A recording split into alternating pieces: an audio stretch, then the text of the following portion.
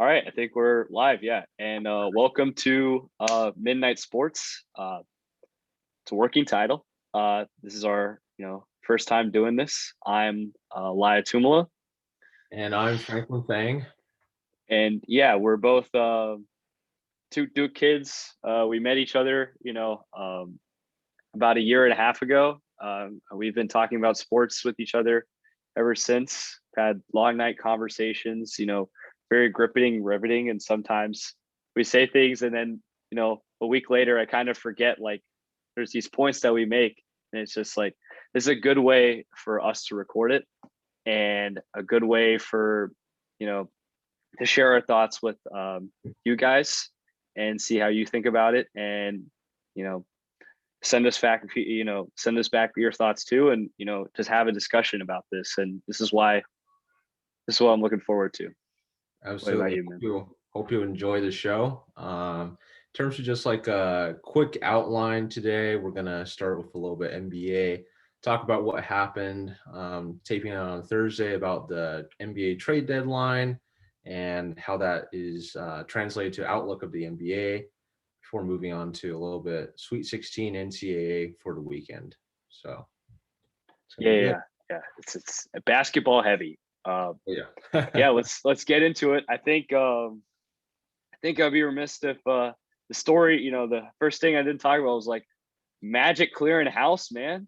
You got Vucevic going out for some first round picks, Al-Farouq Amino and Aminu, Vucevic, and for two first round picks, Wendell Carter and Otto Porter, man. That was something. Was What are your something. thoughts on Yeah. that, man? Well, I gotta say, they're both, Orlando's back in the lottery again, as usual. Oh I yeah. just feel like they haven't been out of the lottery for a long time, maybe since like Dwight Howard left the Magic. So it's been quite a while, but they're back in the lottery, and this accelerates that trade their best assets away. So, in terms of like how well they did, I'd say it wasn't too bad. It was all right. I know that like, I feel like Vucevic, in some ways he could have gotten back like, I like the players and the picks are like you got two picks. So that's not that bad. But I think the winner here, for my opinion, would be the Bulls.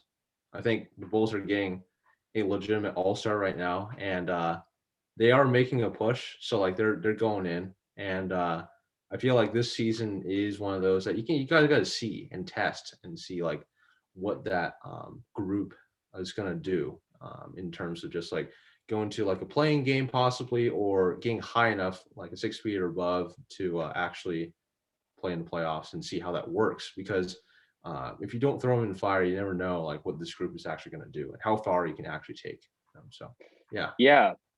I think this is a case where both won. If you were to say a winner, I actually think Orlando sold at the right time.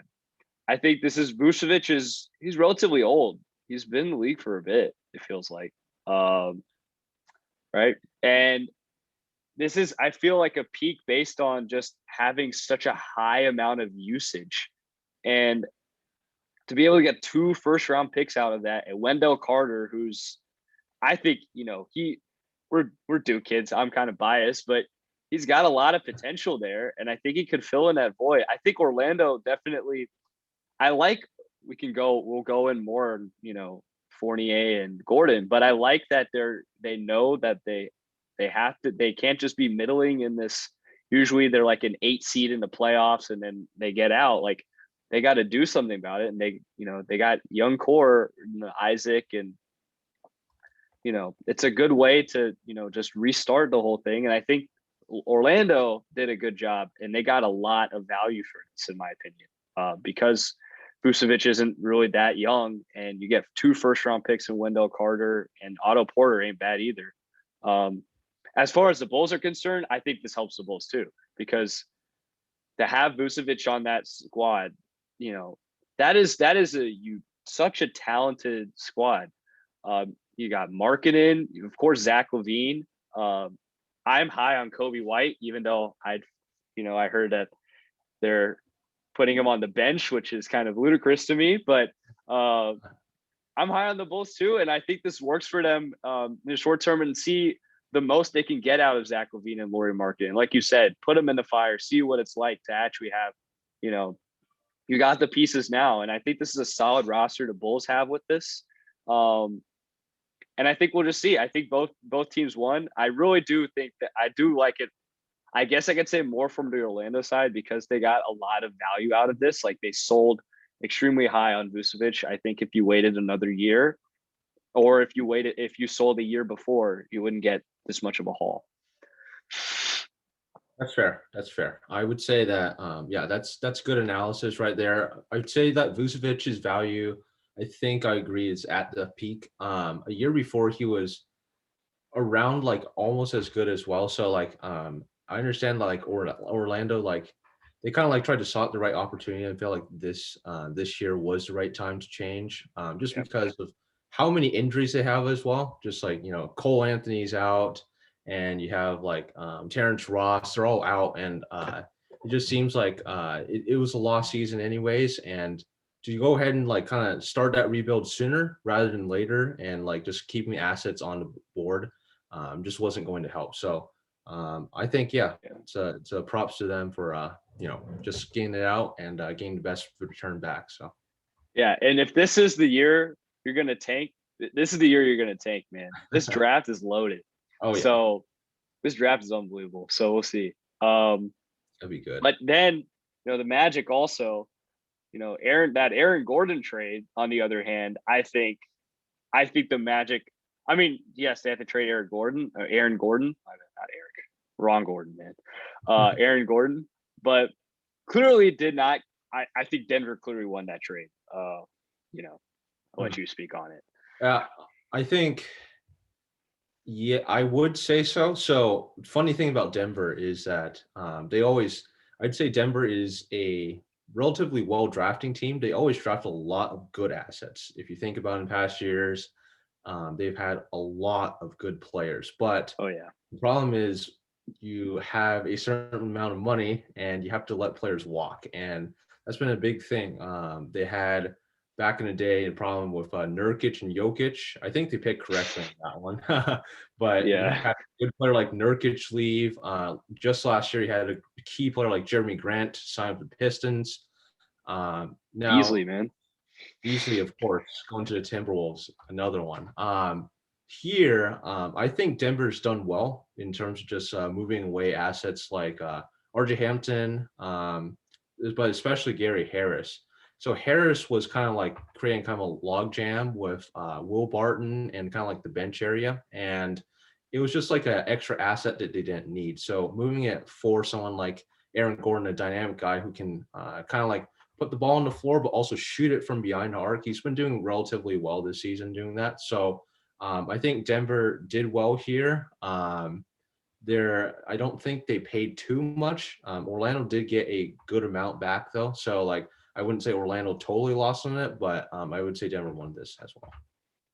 Yeah, I guess so. But yeah, I think Aaron Gordon on that team, like having such a dynamic, and he doesn't have to because you have Jokic there. Jokic can create opportunities for this guy, like in passing lanes, and think about how athletic Aaron Gordon is, and that that I guess front court if Aaron Gordon's playing power forward, like that is going to be good. I think this Denver did a good job with this. I mean, people might have wanted more.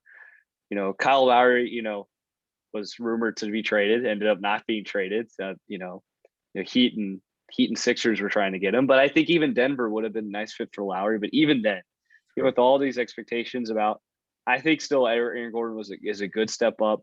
Jamal Murray is definitely heating up after the break, and I think this is good. I think I got nothing more to say other than like I like Aaron Gordon. Dude's super dynamic. Just I think it'll work, man. I think it'll work. I would say so as well. Just more of I guess like a more multi-tool kind of person that has like more ability. So that's always good to have on the roster for Yeah. sure. Yeah. And then I guess the last Magic trade, not too much other than it's just Evan Fournier for some second round picks. As a Celtics fan, as you can tell from this picture, I'm a New England sports fan. As a Celtics fan, this was good. I kind of, Evan Fournier was the type of guy that we needed, like a wing player that he could shoot it relatively well, and just allow some more depth on the wings that we've lost with Gordon Hayward. And of course, it's obvious to say, oh well, the Celtics need a big guy, like they're just super small, and we might get into that later on. But Kemba's not, he's somewhat inconsistent at times. But I think this was good. I like this from the Celtics point of view. Like this is the type of move that it's they kind of needed to make. I think Magic were well compensated as well with this. I might be overvaluing picks in this sense, but I think getting 2 second round picks, if I'm correct, 2 second round picks, I think that was good good value for Fournier. So I think both sides, quote unquote, won this. But of course, it's not as blockbuster as Vucevic. But yeah, just having a guy like Fournier, we can take the pressure off of just having it constantly be on Tatum and Jaylen Brown on the wings. That helps. Yeah, I would say definitely Boston didn't give up a lot for this, which is good. And Fournier is great shooter. He's always been just lights it up from three. I would say the only thing is that in some ways Boston, in my opinion, might need a little bit more ball passing, just a little bit more spreading the ball a little bit. I understand that. Oh yeah, It's been said though, and it's true that Jaylen Brown, Jason Tatum, their molds are that they like to play ISO, and so that's basically their identity. So it's kind of hard to kind of pass the ball, but you kind of need that facilitator that anchors kind of like the offense, and just to make sure that the ball goes around a little more, so these players can actually create and get into a spot. And so I don't think Fournier is that guy, but I think adding that firepower does help too. So for the price that they paid, I think the Celtics did well there. Yeah, that's a good point. That's definitely a good point you made about they need more facilitators, because I watched this Celtics team, and this is like a hot take. I mean, I see why Tatum is good and Jaylen Brown's hot and whatever, but as a fan, I don't really like watching the Celtics that much. Might be hot. It's just I just don't like. I don't necessarily like ISO ball, and I don't necessarily like the way Tatum and Brown play. I know they're good, and I know it gets points and all of that, but I mean, there's a reason we're below 500. There's a reason it's not working out well. It could be a little ISO. There could be some chemistry problems as well, and some defense problems. But Sure. And again, as you know, Marcus Smart has been out, and he's been important to the Celtics all along this journey. So with him healthy now, I hope it's definitely going to be helpful for the Celtics to close out the season. He's kind of their glue guy, and also really just he helps kind of make everything move in terms of the ball and everything that too. So I think with Smart, hopefully there'll be a much better team going forward. Yeah. I don't know about you, but I guess we could find this as a segue to, I guess, the Celtics during, the deadline. They also, they gave up Tice for Mo Wagner. I don't know. Kind of odd to me. The only explanation I could, I'll just say this, truthfully, the only explanation, I guess, is to get a big, get Aldridge, or have space for Aldridge or Drummond, or one of these big men that didn't get traded during, that were supposed to get traded at the trade deadline. That's the only. I just don't. Tice isn't bad. I guess Mo isn't bad either, but it's just a weird. I don't know. That was a weird trade to me. Yeah, I would agree. So What place does Robert Williams play? Is he a power forward? Is he a center? Oh, he's a Because center. This is definitely also setting up for, Robert Williams. This is your time. Like okay, he's going to show up yeah, because he's played really well. I think he's played right, relatively well. Um, exactly. and it's just kind of apropos that like Daniel Tice gets traded right after he misses that 3-pointer to try and beat Milwaukee. That was rough. Um, but Yeah, it happens. it's just kind of funny how that plays out. But yeah, maybe this Yeah, is a way of them saying like we're getting, they're gonna get a big man in, or they trust Robert Williams so much. Um, but yeah, overall, I come out of this as the Celtics improved, but I still don't feel good about. I still don't feel good about them, man. yeah. I think they fell slightly short of what they really wanted to set out to do, but it's definitely an improvement here.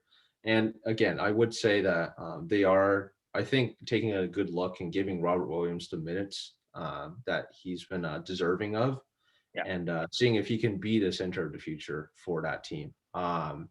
If a big man like gets bought out and Boston decides to sign them, great. But I think at this point right now, it's just seeing how the current team and the current roster constructed can gel. So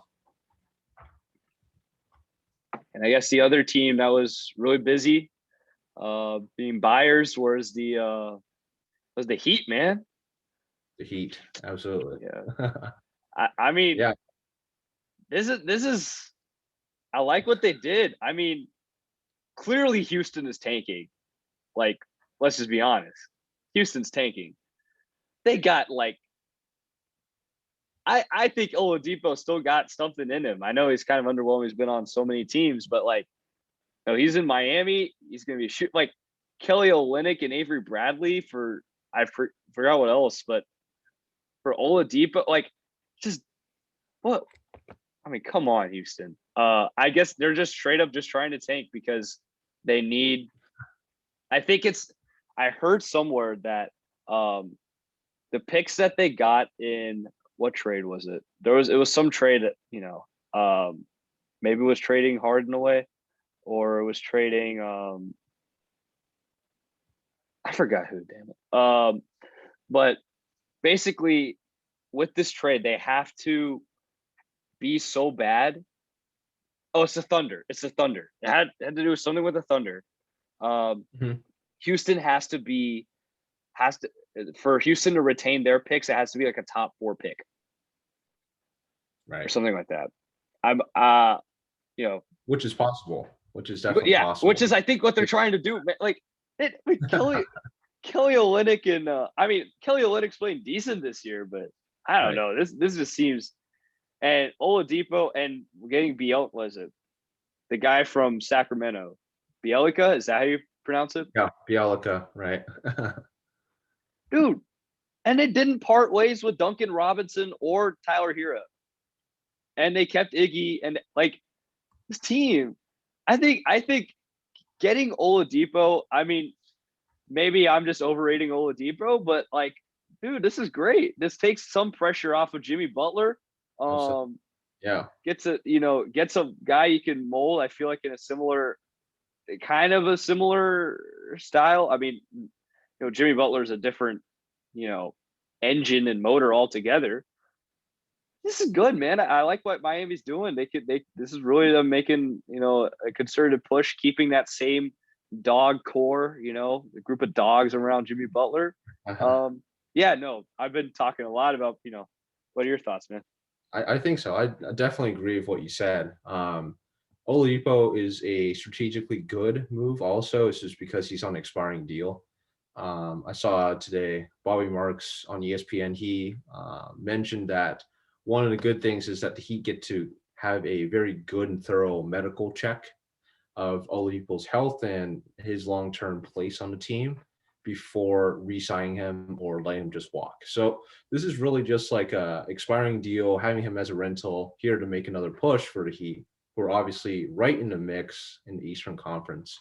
And other good news, of course, for the Heat is that the Spurs have bought out LaMarcus Aldridge, and he are expected to be the front runner signing for him. So, yeah, you're replacing people like you got Olynyk going out, but you got LaMarcus Aldridge coming in, uh, and you got Oladipo for some more shooting. Great for the Heat.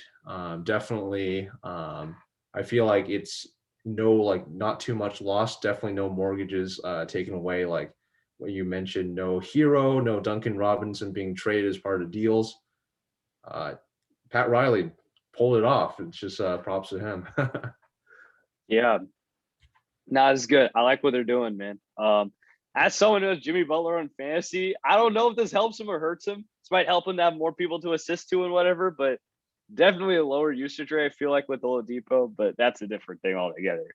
Um, Sure. but as far as like, Houston, they're clearly trying to go, just go full rebuild, and it's probably what they should do. Right. That is what it is. OKC also, man, they just keep getting picks. Oh my goodness. Oh my goodness. They keep getting picks. I mean, with George Hill, it's nothing major, no major picks, but like they keep getting picks, man. They keep getting picks, and I saw this stat that they have through, I think, 2020, like 2027 or something. They have like 17 first round picks and 17 or some, maybe not 2027, but like some. Let me look it up, man. It is some crazy yeah, stat. this is what it is. Oklahoma City now has projected 34 draft picks over the next 7 years. Yeah. So it's So 2028. So 17 firsts and 17 seconds. My goodness. Sam Presti, this man, I'm telling you. I mean, he's gonna draft, and then it's gonna be like somewhat of, I mean, but they win too. Like, Right. there's something about Oklahoma City. Like, this team was supposed to be terrible, and they're not that bad. Right. They're Well, definitely surpassing their over under. They're surpassing they're hitting the over on their preseason like projected win totals. Like, they're, man. absolutely. I would say that, the outlook for the rest of the season might be a little more rough. With Shai Gilgeous-Alexander, he has plantar fasciitis, so something bad with his foot, and he said he'd be out for a while, right as the Yeah, moment. So plantar fasciitis, man. That's rough. I didn't know about that. I yeah, know he was out, but I forgot what for it. yeah. So that's going to be a little bit of a tough blow, but yeah, I think Oklahoma City absolutely. I know Sam Presti's always been one of the most respected general managers around the league. Just been a great architect in building teams. The only thing I would caution is that although all these picks look very, very good, it's just that not all of them pan out all the time, if you understand. It's Oh just yeah, that a lot of these picks, like if you put them on like teams, first of all, is the player going to draft pan out? And second of all, is the team you're getting that draft pick from going to actually do that bad? Because if they aren't going to do that bad, you're getting a very low, mid-20s, low-20s kind of draft pick.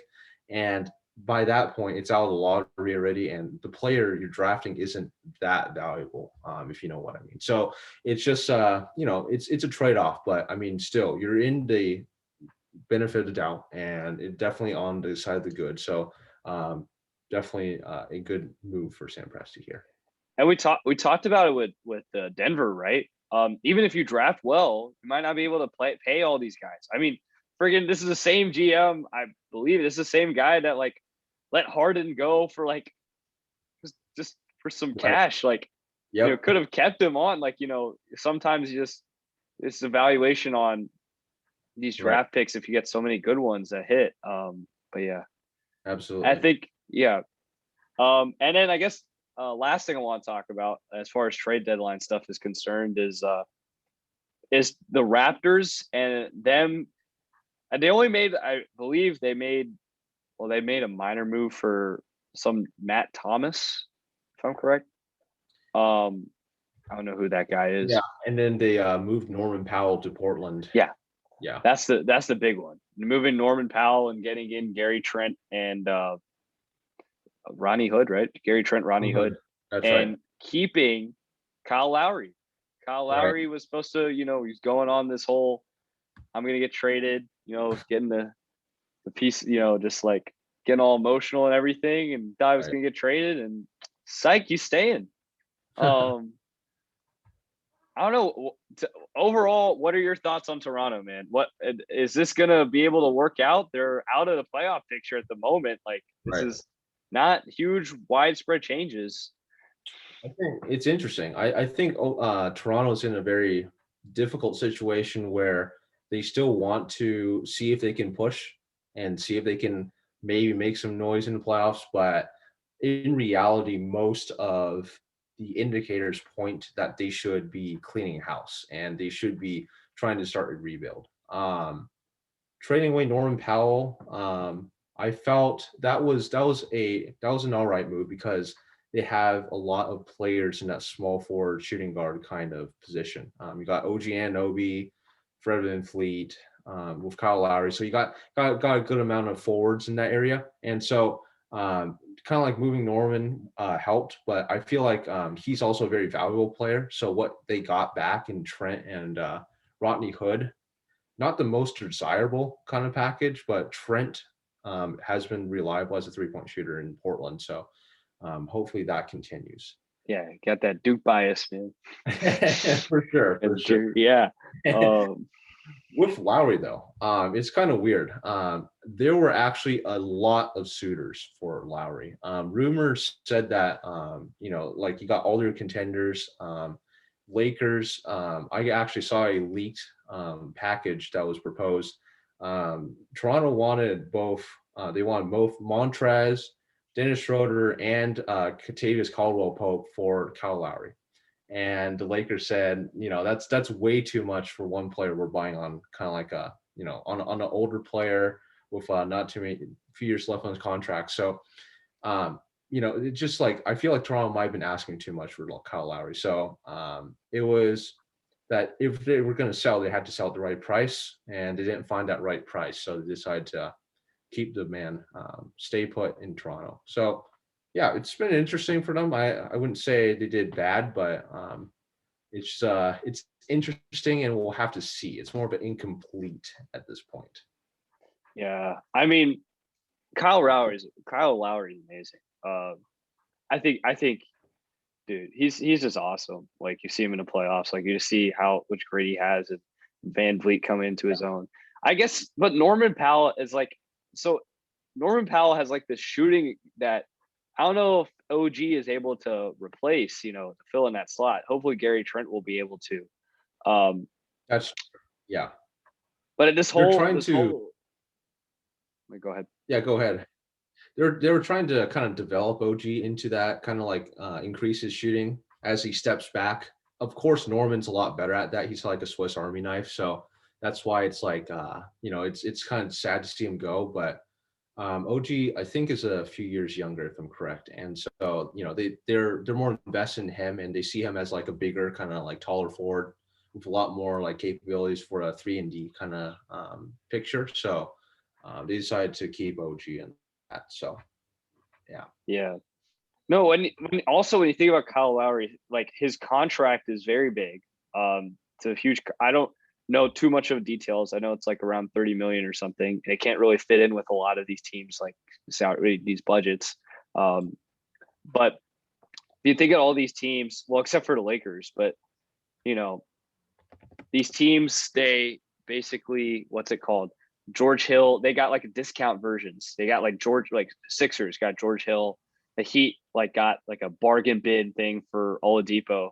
Well, Oladipo isn't bargain bin, like what they paid. I Oh, still can't. absolutely. Man, whew, man. The Heat are the ultimate winners. I think of this, this day. Maybe the Magic too for choosing now to clean ship. But yeah, no, we'll see. It's just Toronto. This feels like like you said, Lowry's pretty old. I mean, he's like mid-30s, if I'm not mistaken. Right. Right. And Siakam's not really getting along well with Nick Nurse, and Nick Nurse is a great coach. He can coach up all these players. I think, like you said, maybe, it's kind of a sad thing in the NBA. It's you're either tanking or you're either contending. You're not like in the middle. And Right. if his team is like a 12 seed right now, or around that point, around that area, I guess they have to go tanking instead. But it just seems rough because I mean Siakam's got potential and all that. Um, Yeah, you know, it's just I just think if they try to like do like a accelerated rebuild in some ways, it would help. But I mean I Nick would Nurse like, is such a great coach. He could make it work. I mean, yeah, you exactly. give him so much more talent. Like, oh my Right. god. Right. I would like to bring up one more. It's just Rajon Rondo moving to the Clippers in exchange for Lou Williams. Your thoughts on that one? Dude, Clippers won. I think Clippers. That was good for Clippers. I love. I mean, Celtics fan over here. I love Rondo, man. Uh, he's awesome. He's like a ball. Like he is. He's a dog.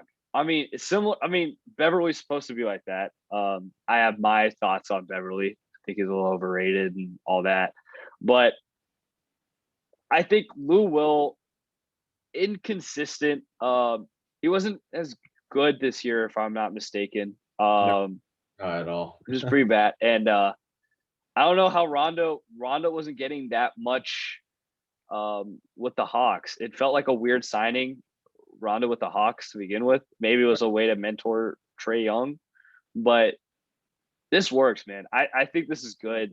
They're getting some dogs in the Clippers. They're learning like we can't be quote unquote soft anymore. Like they're trying to reverse that ship, man. I mean, you can tell like this year's completely different for Clippers. They're like actually, you know, they got humiliated, and I think this is good for them. I think it's good for Clippers. I don't know if it's good or not for the Hawks. I think it's like neutral. I just don't Yeah, like. I mean, I guess if Lou Will is, I don't know if he's going to get consistent minutes and stuff. We'll see. Maybe. Yeah. yeah. Would say that. Yeah, the Hawks are already a pretty deep team, and they didn't move much, so they were like rumored to move John Collins at the deadline, and that didn't happen. Yeah. So he's still with the Hawks, and moving Lou Williams in, it's good to have shooters, but they already have like Kevin Huerter ahead of him, a lot of different shooters. Of course, you got Trey just shooting from the logo every night. So like I think Lou's it's good for him to come back home to Atlanta, but it's also. I don't think it's going to benefit the Hawks as much as the Clippers are. Like Oh yeah. Clippers definitely, I would say, very similar in some ways to what the Celtics wanted, just to have that ball passer, just to kind of like bring out the ball to all these two like dominant ISO Yeah. shooters in Paul George and Kawhi Leonard, and just having that in Rondo. So the only thing is to see how Rondo responds. I know he's going to be great in the playoffs. For regular season, it's just like kind of like continuing to build that chemistry with the team and seeing how that goes. But come playoff time, playoff Rondo is for real, and I know that he'll be a boost to that team. So good for the Clippers for doing that. And I guess lastly, I mean, I guess I realized there's another thing I kind of want to talk about briefly, Yeah, and just to say, Dallas, good job, Dallas, getting JJ Redick. That's good. that's good. That's Absolutely. good. That's good, man. I think that's solid. When they lost Seth Curry, they thought they could replace him with Richardson, but now they're getting Redick back. I think not back, but they're getting Redick. Be able to space out. Luca, this is good. Good for you, Dallas. Good job. Yeah, I definitely agree. I think Richardson's been a little bit of a letdown this season, just in terms of like what they wanted to get out of him and what they saw. But getting Reddick is definitely it's so good because Reddick's just he's always been reliable, the go-to guy for shooting a three, and so just like helping Dallas out in terms of just like getting that more shooting. They already have the high-powered offense. It's going to be pretty ridiculous now, but we'll see how it goes. It's going to be pretty good, I think. So I guess this kind of ends the unless you got more you want to add with other teams. But That's about it, I would say. yeah, I mean DeLon Wright was it DeLon Wright going to the Kings? It's kind of weird, in my opinion. You already got Halliburton healed and Fox, whatever. Um, and well, I guess the Blazers getting Norman Powell, I think that was a good move for them, the Blazers, to get Norman Powell to have like another shooter Yep. to make a long push. So I guess this will segue out of the NBA trade deadline to just, so where are the teams just now? Like, what does the NBA landscape look like? And I guess we should start the Western Conference, because I think like the Nuggets and the Blazers and Clippers are doing this because the West is wide open. I'm surprised the Lakers did not go out and make a big move. Maybe they didn't have assets for it, or they didn't want to part ways with like KCP and Caruso and guys like that, maybe. But I'm just surprised that the Lakers are being this complacent. But Right. It's true. I feel like as a Lakers fan, yeah, it is it's a difficult place for the market to gauge these guys. I feel like Caruso is very much more valuable on the Lakers than on market in terms of his value.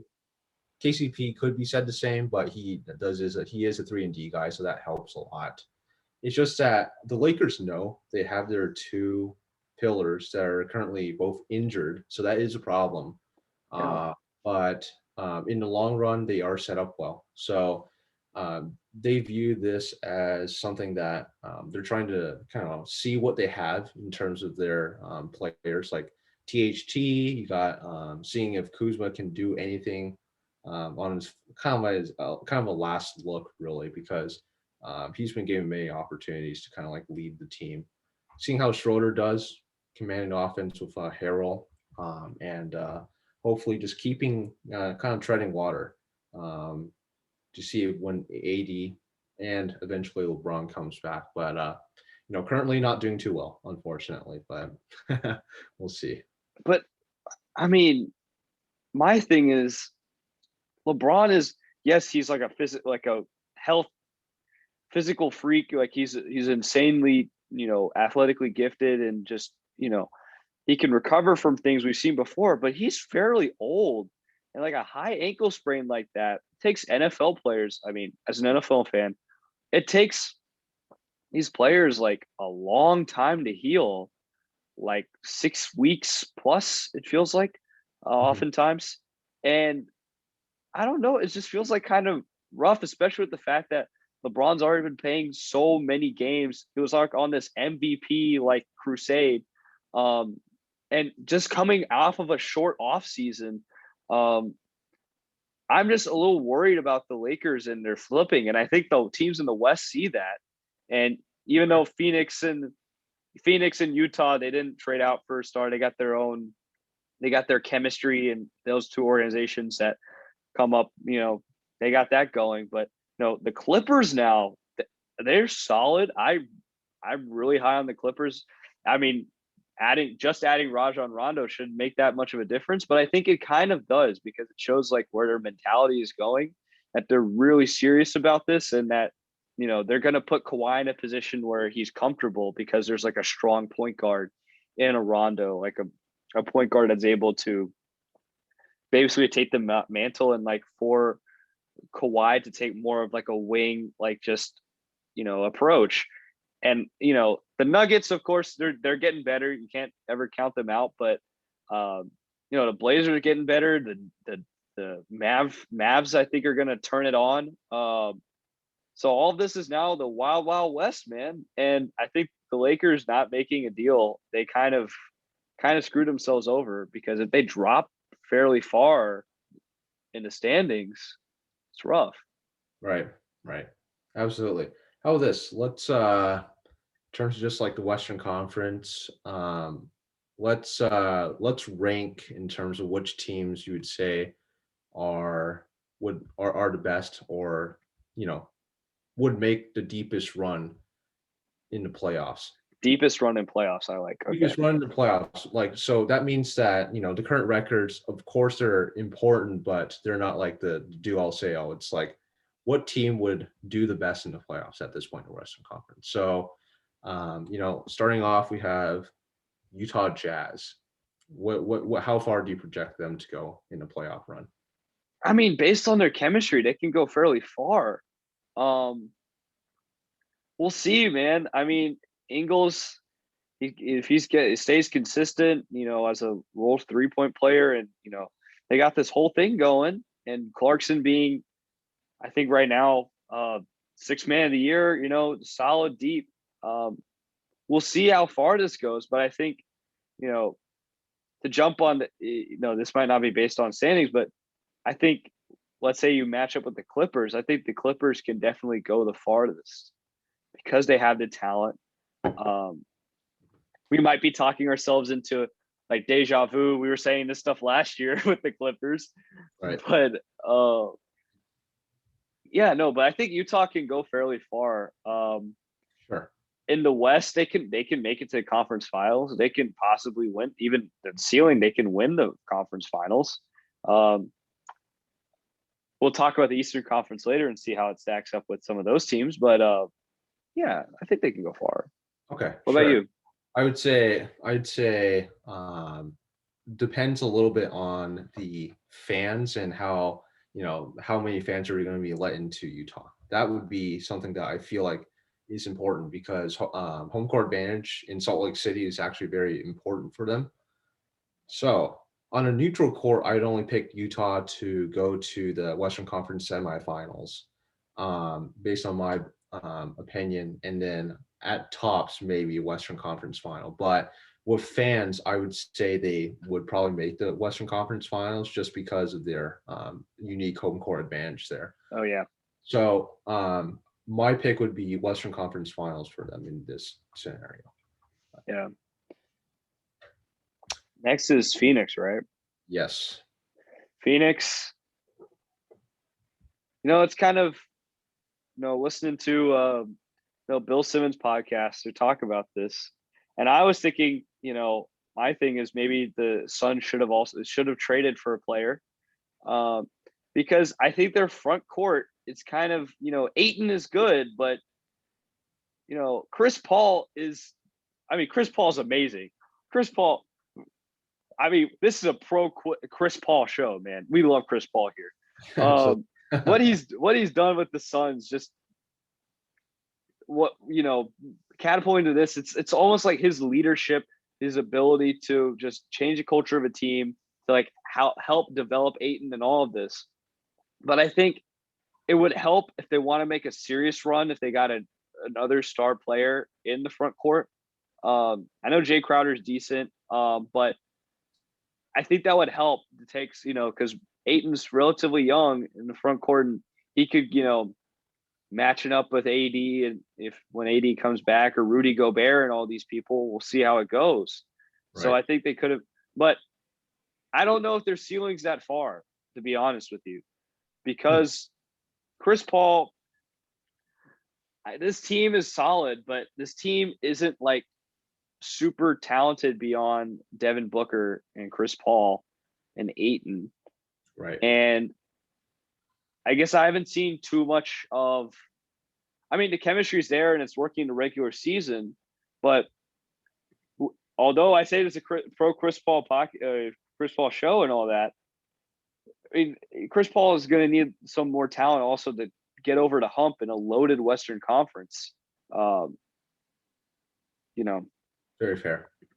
No, that's true. Absolutely. And I always been a Chris Paul fan. I just think like everywhere he's been, they've had great success. You can point to almost anything, but he always gets that, that unfortunate injury in the playoffs when it really counts. And that's just too bad. It's just bad luck, really, to really say there isn't anything else. He hasn't done anything wrong for himself. And so, I am very high on the Suns and I like them a lot. But taking a deeper look at them, they are quite thin on in terms of depth. Oh yeah. Only thing I would say is that during the playoffs, I know coaches tend to shorten their rotations a little bit. So they play the players they really trust. That doesn't mean that you don't need your bench players still. So to have only probably 3 very reliable players in Chris Paul, Booker, and Ayton, and you would have your shooters like you'd have Mikal Bridges, and Oh, then he's good, dude. Jay Crowder's a good glue guy to hold everything together. But outside of that, it gets very thin in terms of just how the Suns operate, and that is a cause for concern. So Yeah. in terms of like a mock playoff run, I only pick them probably to the semifinals in terms of a best result. Chris Paul might be able to clutch it up to take them to the Western Conference Finals, but that's highly doubtful in my mind. I think So it's highly doubtful. We'll see if conference. I mean, semifinals will be because next team is what's the next team standings, man? the Clippers. It's Clippers. So we kind of already talked about this. I think they're still, conference finals. I think they could win it. I think they're the one team that can match up with the Lakers at full strength. Yeah. They could match up. Right. But then again, that means that the Lakers have to come back soon because, the Lakers could slide so far that they might play the Clippers in the first round instead of playing in the conference finals, right? Exactly. That's a different thing. I think ceiling's high. I think we kind of talked about already. So Yeah, I definitely agree. In terms of all these teams, I have the Clippers going the furthest. yeah, I think in terms of if they keep doing what they're doing this season, which is not taking any kind of days off, not being complacent with what their playing is. Kawhi not taking off back-to-backs, Paul George being very focused on what they're going to do this season, along with Rondo coming in. This team should make the conference finals without a doubt. However, of course, there is always worrisome, but they should make the conference finals. I would pick them in this year because of what's happening with the Lakers to make the finals, and they are, I think, the only opponent to match up against the Brooklyn Nets, which we'll talk later. yeah, In a finals matchup, I think they are one of the only teams that match up talent-wise and defend-wise against the Nets. So they're well positioned. They could go all the way if things go right for them. So the Clippers, I think, have a very, very good potential. yeah. And there's a lot of teams on the West. It's quite packed. You got, we have. I think the Mavericks could go far if Luka turns up a notch and Kristaps starts hitting threes. JJ starts hitting threes. It opens up. They can do so much spacing. And just Luka being insane. I think offensively they could do wonders. Their 3-point shooting has not been the best. It's probably going to get better with JJ Redick, and it might, just get better over time because Luka's starting to hit a lot more too. We'll see, man. I think the Mavs could go far. I think, we'll see how that goes. Portland, I think, is next though in the standings, right? Yeah, it went Clippers, then it goes Lakers, Nuggets, Blazers, Mavs. But oh my bad. Well, I guess based on how I'm telling you, I have them kind of come together, man. I think the Blazers, they didn't have a lot of depth. I know they have Carmelo and all that, but I think having another star like Norman Powell, or not star, but another good player like Norman Powell, shooter like that. You have McCollum and you have Powell and Lillard. That's amazing. Backcourt ish. Plus, Nurkic. We'll see if Bubble Nurkic, comes back, and Cantor's been doing a good job. I think they could go far. No, never doubt Lillard. These Portland teams have gone far, but let's just talk about that. So Dallas and Portland, what are your thoughts? I think semifinals is their peak for both of them. Dallas, Portland. I think yes, I would say so. In terms of those two teams are very even. I'd probably like. It's very tough. I'd probably like Dallas a little bit less. Probably okay. I actually like Dallas a little bit less, which is interesting. I like if Nurkic can come back because they were Portland was saying that they were expecting big things from Nurkic this season. He got injured, unfortunately, but if Nurkic can have a healthy playoff run with, Dame, CJ, now you have Norman Powell, of course, and so that's going to be a interesting kind of group. They aren't really deep again, so that's a problem. But they can definitely maybe make it to the semifinals with a few clutch shots behind Lillard at the end. So Yeah. you can never doubt him. And then the Mavs, they're like a team that I would say are a little bit hot and cold. I've seen that. They're like they get hot. It's really hard to beat them, but they can get very cold. And when they get cold, it just seems like it's not very good in terms of like things are going for them. So Yeah. that's why I feel like they're limited by that. And as great as Luka is, yeah, semifinals I think is the ceiling right there. Yeah. And I think so. The last, serious team talk about, I think contending team at least, is the Nuggets, and the Lakers as well. But the Lakers, it's more of just LeBron get healthy, AD get healthy. We know what that deal is, right? Right. Exactly. Yeah. But with the Nuggets, I like the Gordon trade, man. I think this catapults their ceiling a lot, especially if we get Bubble Murray and we get Jokic being as good as he's been. He's been amazing. This team could go quite far. I think their ceiling is fairly high, fair, pretty darn high. I would say ceiling's high, but realistically, I don't think they're going to go like extremely far. I mean, it's such a deep conference, yeah. Only reason being, their players are way too inconsistent in ways. I think like expecting Jamal to do the same thing that he did in the bubble is a little bit unrealistic. Things he did was like record breaking. It was just unbelievable what he did last year.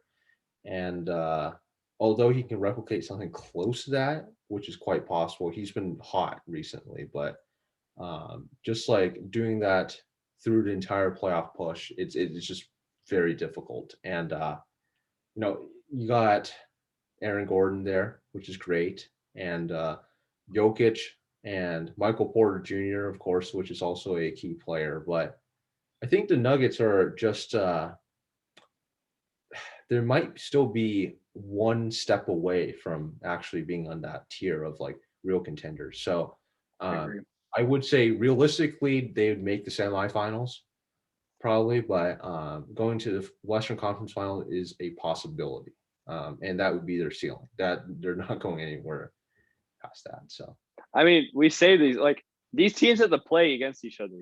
We've been saying like so many teams they can make the semifinals, right. but they all cannibalize each other. That's how deep this conference is. Individually, you can say like, oh my goodness, like look at this team, it can go far, but like they have to play each other. Sure. It just sucks. That's the thing with like, depending on how quick the Lakers can get healthy, the Lakers are going to have to play the Clippers or play the Jazz or Suns or we'll see. Not good. Yeah, exactly. Looking at it today, if I was saying like there's a team that is a little bit lower in the standings, I could probably beat a team higher in the standings. I would say something like Denver, with what they have, I would say they match up well with the Phoenix Suns, and they could probably beat the Phoenix Suns. I think they could too. That's what I'm talking about. Like Aiden, would you trust Aiden with Jokic? Like all these big men in this conference, man. That's why I was hoping Phoenix would make a deal for Phoenix's sake, I guess, as an objective basketball fan. We'll see. We talked a lot about the West. I think now, how does this trade deadline shape up the East? And I think first in the standings is the Sixers, but I think let's be honest, we got to talk about the Nets. Nets, it's interesting. I think they have the offensive talent they have. It's the highest offensive efficiency and like history, like NBA history. The offensive efficiency that they have, especially if Durant's able to come back healthy. And you can turn defense on in a switch. That's the thing. These players are capable of it. If they really want to play championships, to get championships, they can do it. And I believe in them to do it. I mean, especially with KD comes back, he'll whip them all in shape in a way. I think we'll see. I mean, of course, we both have them. I think, correct me if I'm wrong, going to the finals. But yeah, it's just, it felt like everybody in the East, not everybody, pause Laya, but a lot of the moves in the East were just to try and like maybe contend with Brooklyn, but you can clearly see that it's different than like the West. Everyone thought, not everyone again, but like more teams thought they could fill in the vacuum with the Lakers being injured than like a vacuum right now with the Nets, like because there's really any. Right. Yeah, absolutely true. I think there's one most important thing to watch is just James Harden and how he kind of like keeps everything together. In my opinion, I think he's probably the most important player. The most talented is definitely Kevin Durant. There's no doubt about that. But the most important is James Harden because he's relatively durable, always on the court. So that's a constant presence there. And he's constantly, keeping the team actually afloat, but above afloat also. He's been doing well for the Nets, and just to like have those pieces like Kyrie and Katie once they get back in, it's going to be kind of a seamless transition. The only concern I have again is maybe a little bit of does the chemistry work? Will that work? Will that be a kind of a Clippers last year situation again, or will it be different?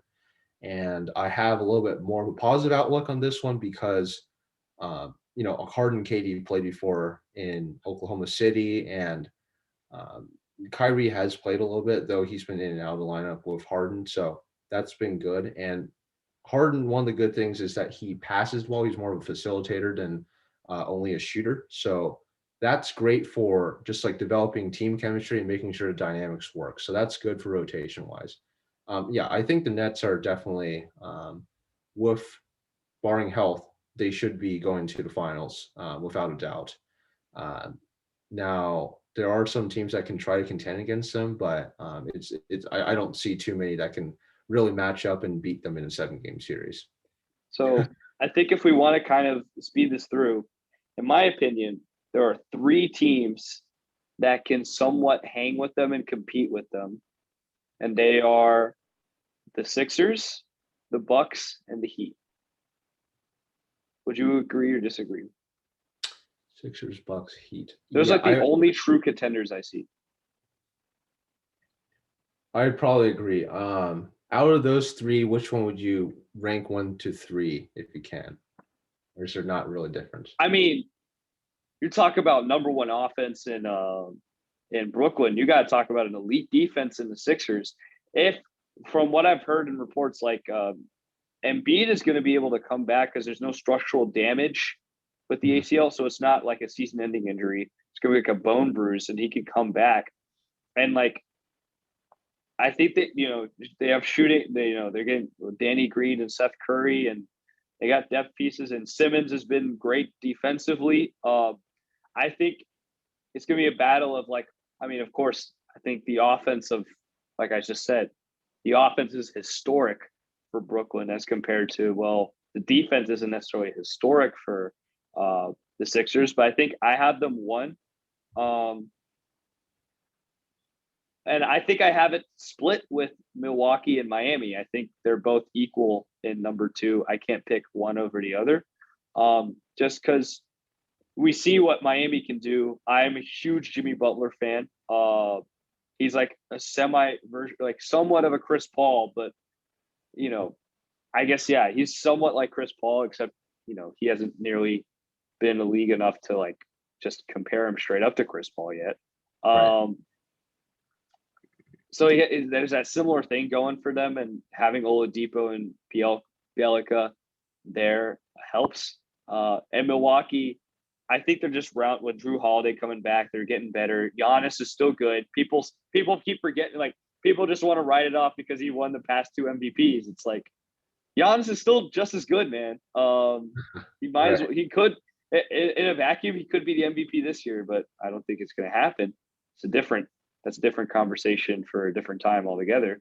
Um, I think it's tied between those two, but I think it's Sixers are the best competitive against the Nets just because of how great they can be defensively. Ooh. Yeah, yeah, I do agree with that. I feel like the Heat, it was very important for them to add like Oladipo at the trade deadline. But even with him, it's a question of how if they can keep up with the Nets in some ways. I understand they have like great like shooters, but I feel like even if you look at it, Duncan Robinson, Tyler Hero are for better or worse, a little bit streaky in their shooting sometimes. And so it gets a little bit like Oh yeah. how reliable can they be? Throughout the 7 game series against like the Brooklyn Nets. And are they going to like keep up with them? Because I feel like their defense outside of Jimmy Butler could have Andre Iguodala, but he's really old. So it's kind of like you can play him only limited minutes. It's very tough for them to defend against Brooklyn. So I feel like it has to be kind of a shootout kind of thing, kind of style for them. Whereas you have like Philly, where it's much more of a defensive kind of a battle for them to kind of limit Brooklyn scoring a little bit. You can't really fully limit Brooklyn. There's no way. I don't think there's any team that can, but Philly can get as close as possible. And Embiid causes matchup problems on the other side because they don't Oh yeah. have Jared Allen anymore. And Eat him up. that reliable center. DeAndre Jordan's old, and it's kind of hard to kind of justify him going up against probably the best big man right now, arguably in the league. So it's just I think I think they're pretty clear cut as a number one. Milwaukee, of course, it's like they're always there, but they are. The only problem is I just don't know. I feel like sometimes it's just like every year they get figured out by the other opponents in the East, and it's a letdown. But I just maybe think with Drew Holiday, they found it's like another finisher, another clutch, quote unquote clutch guy.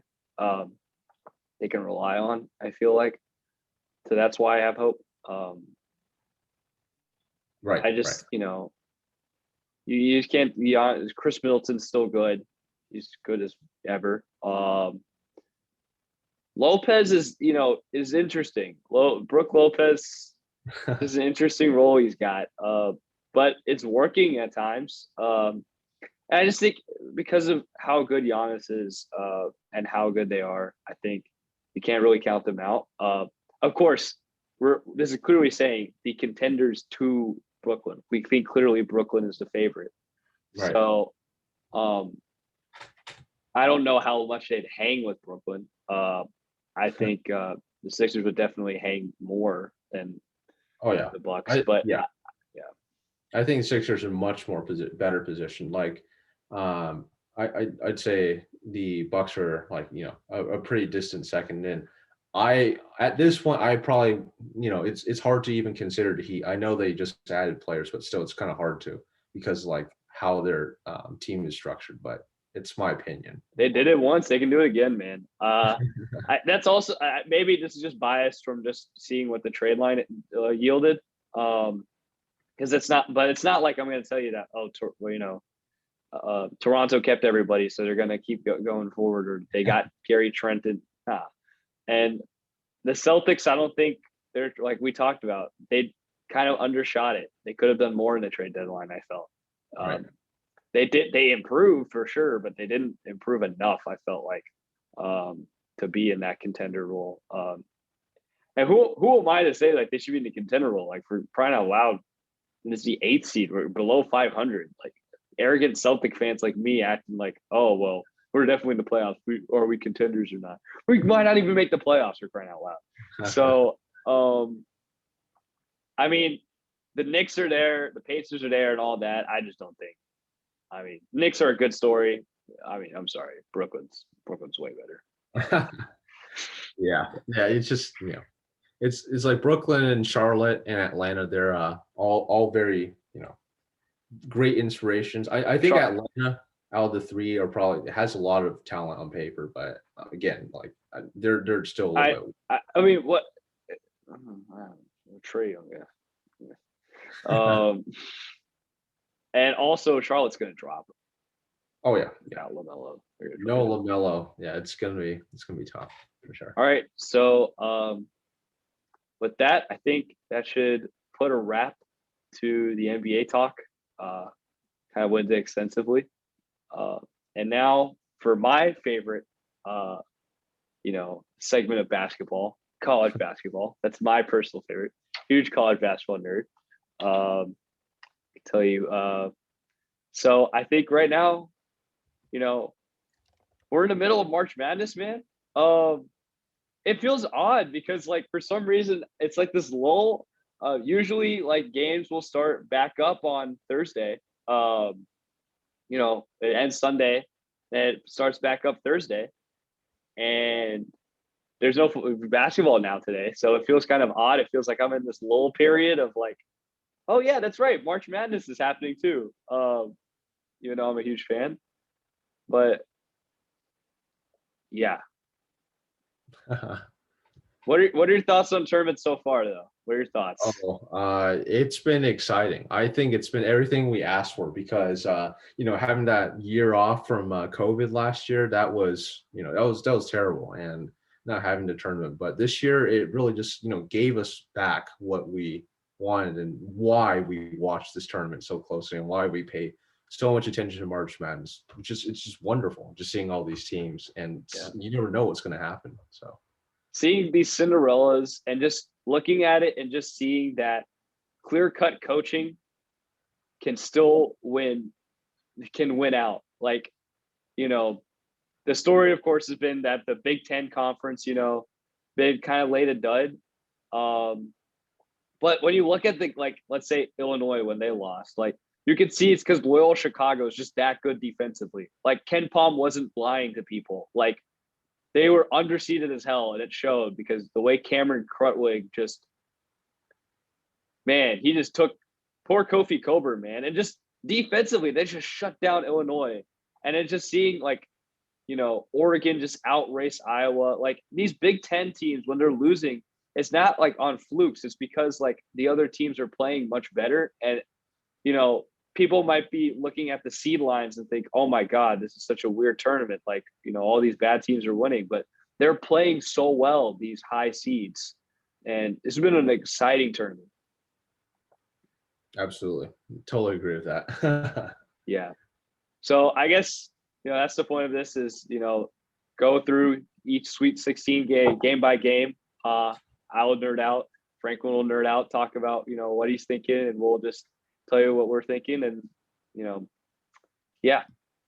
So first, I'm just going not like chronological order as in when they're going to be played, but just going from south to Midwest and then west to east, Sure. based on how it looks on the bracket. So we got Baylor, Villanova. Interesting. I'll let you speak first. Yeah, I would say this is an interesting one. Who knew that Jay Wright's team's going to go this far after what we thought that Villanova was going to be because Jay Wright, man. It's Jay Wright. But yeah, true, that is true. I mean, it just shows you how much coaching is the important factor here. Against Baylor though, I would say like looking just like on every metric in any way, Baylor outperforms them, and Baylor just has a much more dynamic offense, so much that Villanova has been relying more on. I feel like one great player and also just like playing pretty solid defense as well.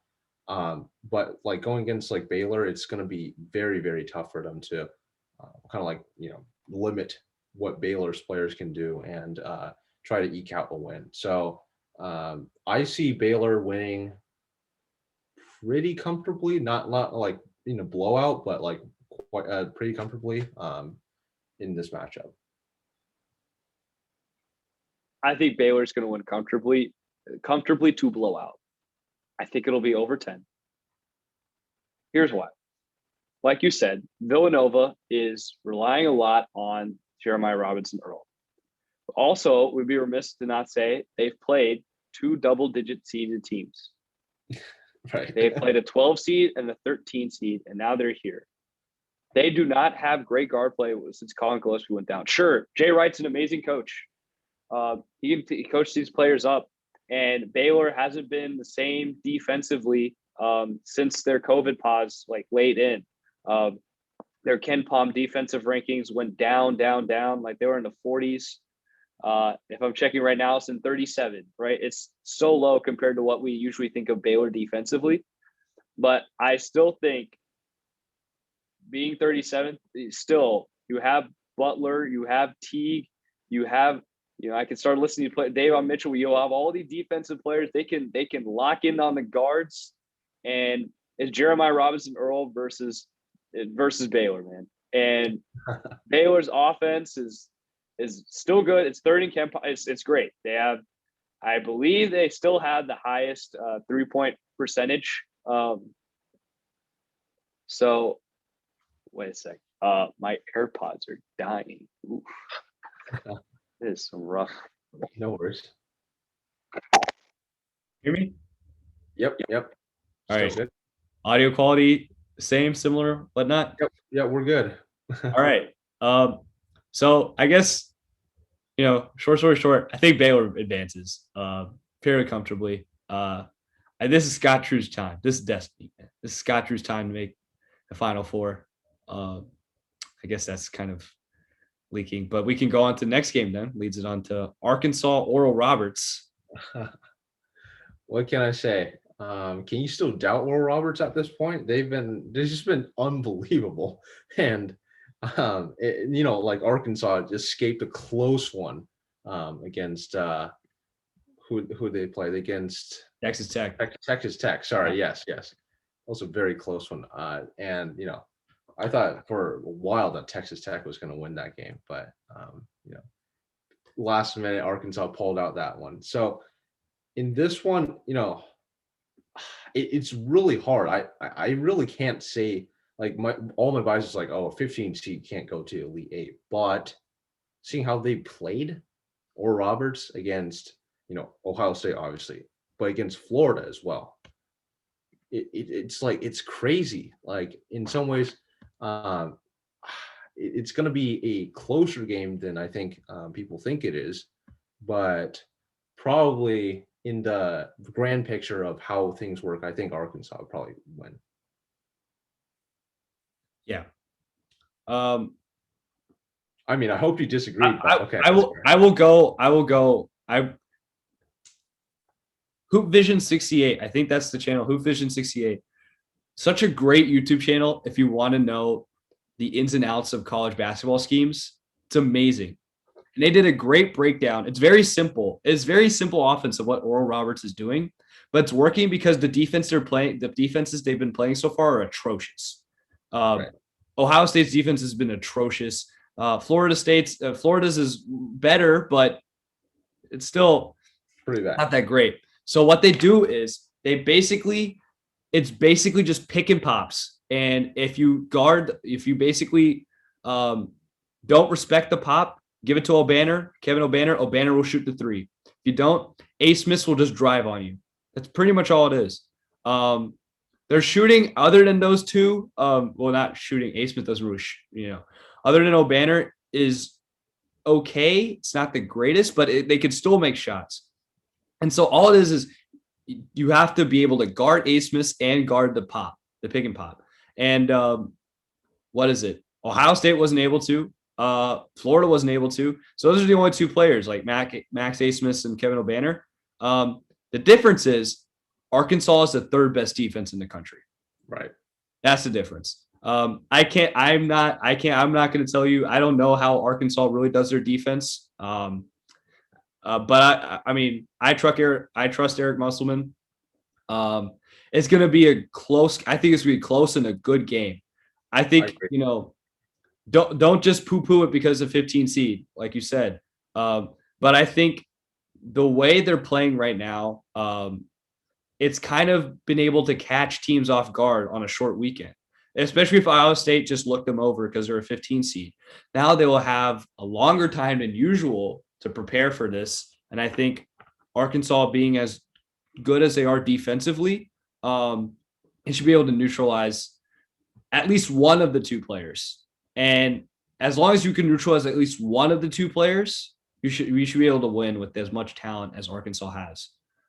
It's gonna be a good game, though. I would say. I think Arkansas wins this, but it's just been amazing. It's a simple offense that Oral Roberts is doing. Just A. Smith just drives in, and if you don't cover the lane, he'll drive, and if you do cover the lane, just pop, pick and pop, Banner 3.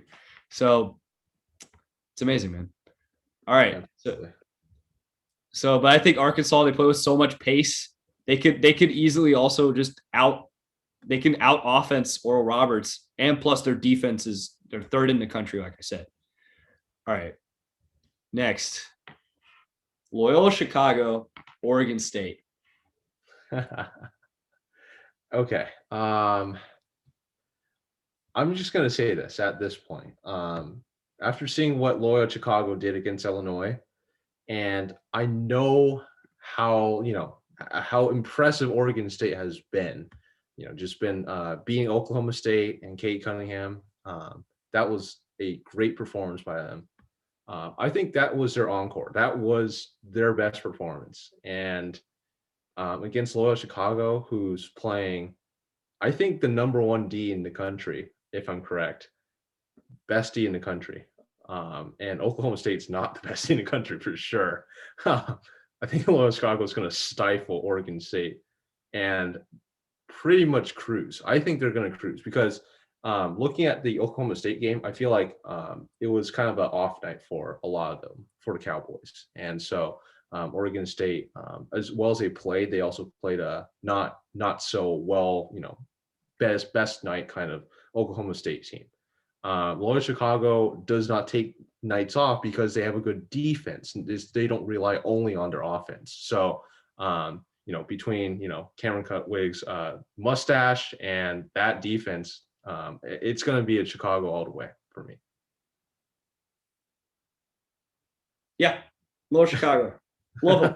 They're gonna make the Final Four out of this region. I assure you.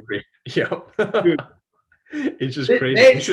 People slept on this team so hard, so annoying. They're so good on defense. Also, I just want to say correction to you guys. I was looking at KenPom for references on Arkansas's defense is still good, but it's not third, it's 10th. I got Arkansas and Alabama mixed up on there. Just letting you guys know. Still think Arkansas is going that. But Loyola Chicago, Oregon State, yeah. I will say this. Oregon State has been a completely different team than like the Oregon State pre-Pac-12 tournament. Oh, yeah. This is a pretty close game. Don't poo-poo it. Just telling you, man. Loyola Chicago. Woo! Oh, they are good. They are good. That's all I got. I don't really got any more analysis other than Loyola Chicago's good. Cameron Court was amazing. And just their surrounding piece as well. I wish I knew their names like on top of my head. But they're good. They're good players. They can shoot. They can do well, man. This is a much better team than the Loyola Chicago went to the Final Four. And I think they should be able to beat Oregon State. I won't say easily because, like I've said, Oregon State's a completely different team than, they were pre-Pac-12 tournament. We'll see, man. This is going to be a good game, but I think we'll see how we go. Absolutely. All right. Syracuse, Houston. Okay. This is probably, for me, the toughest game to predict. Outside of another one on the other bracket that we'll talk about later. But this is probably the toughest game for me to predict. It's very hard for me to kind of see. I feel like Syracuse has played very well. They escaped a close one against West Virginia, as did Houston against Rutgers. So, both teams played and escaped in the second round, very close games. But looking at Syracuse, they've been shooting it from outside very well. I know that Buddy Boeheim didn't even have a very good first half, turned up the second half, and they pulled out that victory. And what I'm thinking right now is, Houston, as good as a defensive team they are, I don't know if they can, stop that barrage of 3-point shooting from outside. I'm gonna take it's not a really hot take at this point. There's no hot takes when you're in the Sweet 16, but I'm taking Syracuse in this one. In a close game, of course. They always play close games, but I saw Houston the last game against Rutgers. I know that they play very similar styles, but I just think, Syracuse, they just have a magic in them. So I'm just gonna keep on riding them. Yeah. So that Syracuse West Virginia game, I was so glued to it. The Sean McNeil, Buddy Boeheim like battle, like just shooting threes. It was amazing. That I didn't even get to see the Rutgers collapse against Houston, which I wish I did because then I could. Unbelievable. That was unbelievable collapse. Maybe I could learn more about Houston. There is a lot of unpredictability here. So we're ACC, we're from Duke. We're ACC fans. We see Syracuse and we're like, how the hell do teams not realize you just shoot against the zone? You don't go into paint. You don't go into paint. You shoot against these zones. Right. And for some reason, teams just don't pick up on it in March. And that's how they're able to go on these long runs every year. Because their defense on KenPom is 87. It's pretty bad. It's pretty bad. It's because it's a very basic zone. Like if you kind of understand, like Duke torched them. Like teams can torch them in the ACC. They barely get in. And I low-key, like just, oh my goodness, why did I pick San Diego State to beat Syracuse? Because I should have realized that I can't because I'm a Duke fan doesn't mean that these other coaches are going to be like, they're going to know exactly the same way to beat these Syracuse zone the same way these ACC teams are that play them all the time. Right. So Kelvin Sampson's a good coach. I don't know if, maybe he's been able to, study film over this, weeks and so to actually gauge this is how we're going to beat Syracuse. But then again, San Diego State could have done the same thing and they didn't. And they had a similar amount of time. Right. I think Syracuse wins this because Houston's offense is mainly predicated on being a great rebounding team and being a great hustle team. But if they're not going to be able to get rebounds in the zone and it collapses on them in the paint, then Syracuse can get the upper hand on that. Houston is great defensively. So this all depends on, Buddy Boeheim stays hot. Syracuse shooting stays hot. If it doesn't stay hot, then I think Houston can pull it off just with the talent they have. But I think Syracuse can win it. I think if we have a Cinderella, I guess if you consider Loyal Chicago Cinderella, I don't really because they're too good. But this will be your double-digit seed. I think Syracuse can win this. It's going to be close as hell. It's going to be so close. Even I say Syracuse can win this, and in the back of my mind, I'm like, oh, no, Houston can win this. Because, what are you talking about? Houston defensively is so good. They'll put clamps on them. They'll know how to stop. But, shooting, you don't know if Buddy Boeheim's going to keep this up. But if Buddy Boeheim keeps this up, they win. If Buddy Boeheim doesn't, they lose. Bottom line, I think Syracuse's defense matches up well against Houston's offense. Absolutely. I totally agree with that. I think just one more quick point. I just think when Buddy Boeheim's hot, it just really makes life miserable for the other team. Great defenses, even when playing against ACC teams like Virginia, who's historically known for having great defenses. Buddy Boeheim was hot and they torched Virginia. So I'm not going to say they're going to torch Houston by any means. I think it's going to be a very close game, but just having that outside 3-point threat all the time, it really, really makes life tough for Houston. So. Oh yeah, and I mean, if some of you guys might be listening to college basketball podcasts or whatever. There's a lot of is Buddy Boeheim just like being Carmelo Anthony or like going on this run? Like, is this the Carson Edwards, like, Steph Curry type run that Buddy Boeheim's kind of doing? And it's like apropos that like he's doing this with Syracuse with his dad that got to see the Carmelo run. There's all that storyline going on. I want to believe in it. I want to believe that this is like, another one of those Elite Eight runs that you can get from a star player just going off like this. We thought it was going to be like Io, or we thought it was going to be Cade Cunningham or Jason Preston. Nope. Turned out it's Buddy Boeheim. I think that's what's going to happen. I think That'd be awesome. There's like the fate of March leads to always some guy that does this. And I think it's Buddy Boeheim this year. I think Syracuse can win it. Absolutely. All right, next. Gonzaga Creighton.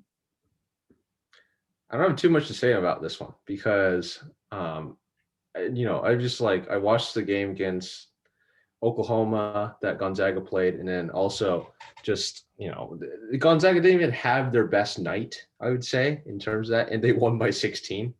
And so going against Creighton, which, good for them for reaching the Sweet 16. They played a pretty good game against Ohio, but there's not much to say. I think Gonzaga wins pretty comfortably. Definitely going to be double-digit win for me. Gonzaga is unbelievable. I have this take. I know people are like, "What?" Gonzaga is the best regular season college basketball team we've seen. They have the highest 2-point field goal percentage. And they're getting better from three, and they were already good from three with Corey Kispert. And they're getting even better. Right. Like, this offense is insane. And you think, well, it's great offenses. Like, how's their defense is like top 15. It's a good defense. And like Creighton isn't great at either offense or defense. They're like kind of middling tier. I shouldn't say middling. I mean, offense, Zagorowski can get it hot. Ballack can get hot. We see, against Ohio, like all these guys just started shooting threes. It can happen. But Gonzaga could easily do that too. And I'd say Gonzaga is more likely to do that than Creighton. I think Gonzaga wins this easily. Unbelievable. I hope people like get to see this as a different Gonzaga team than usual, because a lot of people might be, Gonzaga is a 1 seed. They'll make it to like the Elite Eight and they'll falter out. They'll make it to the Final Four. Like, no, this team is amazing. This team is amazing. This team's not playing around. They're not playing around. Even if they play around, they can always get back in it. Like against Oklahoma, I was a little worried because, I mean, if you can tell by how high I'm talking about Gonzaga, I have them winning it all. And I was a little worried for my bracket, and I was like, why was I worried, man? Like, of course they'll turn. Like, this team is so good. And this is the thing. They have NBA talent on this Gonzaga team. They have NBA talent. They do. They have, Jalen Suggs is going to be top 5 pick. Corey Kispert's going to be a first rounder with this tournament in this year, even though he's a senior. Dude, man. Yeah. What more can I say? Not much to say right there. All right. USC, Oregon. And is this the game that you're like, this is the closest other than well, this one's pretty close. The other one, I was going to say Michigan, Florida State was a little bit close for me, but talk about that later. Yeah. Oregon and USC. USC. Okay. Okay. This one is, oh my goodness, this one is interesting. And the thing about it's very close and very hard to predict which one is going to go where. I think, for one, Oregon played one of their best games I've ever seen against Iowa. They put up 98 points, right, against Iowa. I think that was more Iowa being bad too. Iowa was bad, yes. I think that was more Luke. I feel so bad for Luka Garza. He played so well, and then like so many of their starters had 0 points. Right. You can't do that. Anyways, go ahead. Yeah, and so bad Iowa, but apparently Oregon didn't have any rust. That was just like crazy. So they had a great game. But I watched at USC against Kansas, and USC looked like the part. They definitely did, and I like them a lot. So going into this matchup, it's going to be, first of all, I will say Pac-12. It's going to be a close game. I think it's going to be a close game, and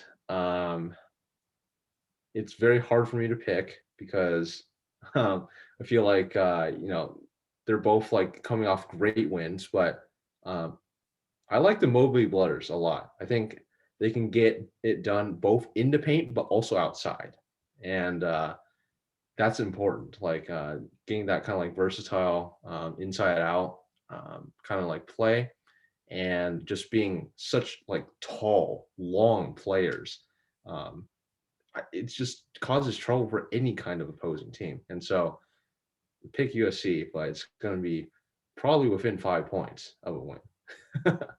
Originally, you had Oregon, didn't you? I did.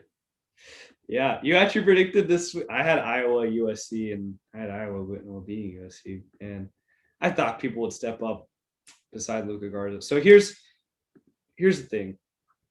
Dana Altman is amazing as a coach. I want Oregon to win just for people to be like, look at this run Oregon's going on. Let's put more respect on this coach for how awesome he's been. I think it's going to be USC, though. I don't know why. It's just like Mobley brothers. It's insane. I mean, there's a lot of like senior veteran players on Oregon, right? And that usually does well in the tournament, but also just the way USC obliterated Kansas, obliterated them. That was crazy. Just wow. I don't know. I think USC wins just from pure shock factor. Also, there's so much. If you care about predictive metrics in KenPom, they are super high now in KenPom after that win. Super high compared to Oregon. They have like the 5th best defense, 15th best offense. Like that is the only like substantive reasoning I can give, other than like Mobley brothers, and it's just a hunch. Right. But I'm telling you, I think USC wins it. I think it's gonna be close. I could easily Oregon win this. I think this is the closest. I think of all the games, this is the one that's hardest for me to pick. This would definitely be one of the hardest for sure. I would say like, Oregon, again, like what Oregon shows up, are they going to like rain it from 3 again? Or is it going to be, a little bit more reserved? I never doubt Oregon's, shooting prowess. They've always been good in March, but we'll see what turns up against, a conference rival. So it's going to be great. I mean, it's kind of but the Pac-12 doing so well, and like, so just for you listen to other shows. I listen, the Tyus and Tate, and they talk about this, and it was a good point. It's like whenever Colorado loses to Cal, you say, "Oh my God, that's how bad Colorado is." But then when like some team in the Big Ten loses to Nebraska or Minnesota, you're like, "Oh, that's how deep the Big Ten is." Right? Maybe we should switch that thinking a little bit. Maybe the tournament's like, hey, this Pac-12 ain't that bad. There is just some, added in kind of bias because the Pac-12 is always on the West Coast, so it's like later games. Much of the nation can't see their games. So yeah, like sometimes there is that Pac-12 network, you can't watch these games. Right? Exactly. Not even available on a lot of DirecTV stuff. It's Put some respect on Pac-12 though. So yeah, no, this tournament's definitely showing to put some respect on it. And also that I think with this year, I know we're getting a little deviated from the picks, but with this year with COVID, I think it shows that like it's kind of hard if you don't have a lot of interconference play. You just have like like for example, Illinois. If we want to talk about this, Illinois played relatively poorly at the beginning of the year, but they played so good in the Big Ten that people were like, "Oh my God, Illinois!" That's like they were like the second most popular team, I think, to win it all. Right? Win it all. It was like, look at the Big Ten. They did so well. Like Io DeSumo, Kofi Coburn, Frazier, I can list names like anyone. Right. Yes. But they're so deep and they're so talented. It's like, yeah, but it's only against Big Ten. Think about like what's their best out of conference win? Duke? Like, Right. and then you just realize that's like, whoa, maybe this is kind of a bubble. Which leads me to Michigan, Florida State. Here we go. I'm gonna say my thing first because you said you had a hard time picking this. Yep. I think it's Florida State. Not having Isaiah, they didn't. I thought they would like really beat LSU, and they didn't. They didn't really beat LSU. It's kind of deep without Isaiah Livers, and I think with how lengthy and how Florida State, how good Leonard Hamilton is as a coach, I think they can lock down on Michigan, especially without Isaiah Livers. And then, this Florida State offense is so versatile, so many ways. They have so many draft picks. Scotty Barnes is gonna, I think, break out this game. This is when people are gonna see, hey, oh my goodness. Especially, Mike Smith is not going to be able to guard Scotty Barnes, I think, just sheer size difference alone. I think without Isaiah Livers, this is the game they're screwed. Yeah. Plus, yeah. So I'll say that for now. Okay. I think I agree with that. I just think it's a close game for me. It's because it showed. Michigan has shown that, although they haven't played like their best because they don't have Isaiah Livers, obviously, but it's kind of like hard to count them out. That's the thing. Like they are still a great team. And, like going against any team, they always have a chance. So I wouldn't necessarily say like, Florida State's going to, blow them out. I don't think it's going to be a blowout. It's not a blowout. Let me make that clear. It's not going to be a blowout. Right. I'm just more sure about this game than Sure. Okay. Yeah, for sure. And like I think Florida State, I watched a few of their games because they're an ACC team. And I just know they are very solid inside out, like everything. They're tall, they're long, they shoot from three well, they go into paint well.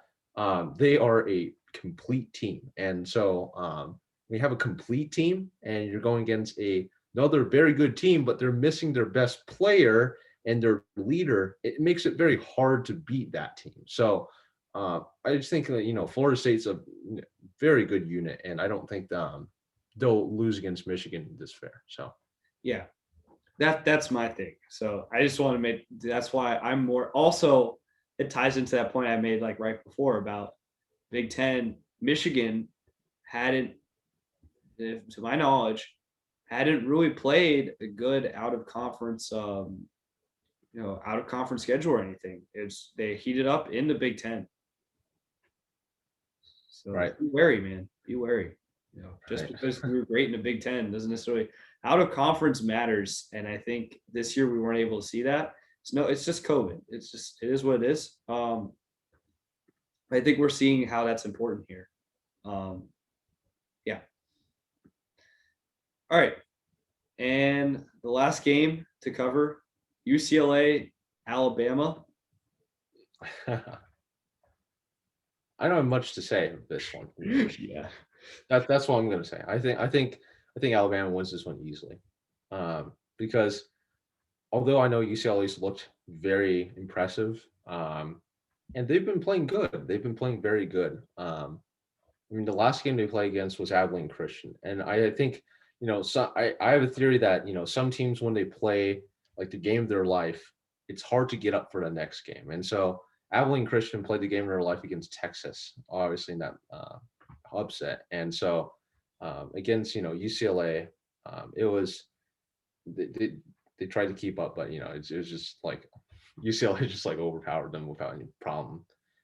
Alabama is nothing that UCLA has seen so far, and I don't think it's not going to be particular. It's going to be like, it's going to be like a relatively good game, but not particularly close. I think like, it's going to be maybe like a 10-point victory, something like that, because Alabama just, they lock down from D. They have a dynamic offense. They do stuff very well. They're well executed. They execute their plays well. I personally like, I can see Alabama going very far in this tournament, like without a doubt. Like definitely, I think maybe the Final Four team coming out this bracket, we can say that, we can maybe discuss that. But that team, this Alabama team is just like solid, absolutely rock solid. Can't beat. I don't think UCLA beats them. Yeah, I mean, I picked this team to make the Final Four. Johnny Juzang, great run. I mean, Michigan State's a good team for sure. Although they did win in overtime. BYU, they kind of matched up well. And Abilene Christian, like we said, I haven't played people. I mean, Johnny Juzang has been great. UCLA's offense has definitely improved, like done really well. That against Alabama's defense, my gosh, they're gonna have a hard time. Plus, UCLA's defense isn't that great, and Alabama's the 3-point shooting that they do, they can sink like 40% of their threes in, and they take so many that like they'll just drown you. And you're not going to be able to, if you can't come back against this lockdown D. This is why Alabama is one of the scariest teams that kind of went under the radar because they weren't in the Big Ten. I mean, yes, they were undefeated, did well. They were like the highest 2 seed, all of that. But like more people should have had them going in the Final Four, I think. Like a lot of people had Texas, and I was like, are you kidding me, man? Alabama rebounds well. I am a huge Alabama fan. I love the way they play. Just great defense and great three. I like 3-and-D teams. 3-and-D teams, they just do well in March. That's how it goes. 3-and-D teams, or even like, I mean, look at Gonzaga. It's like, even though it's not the same level of D, it's still a relatively 3-and-D team.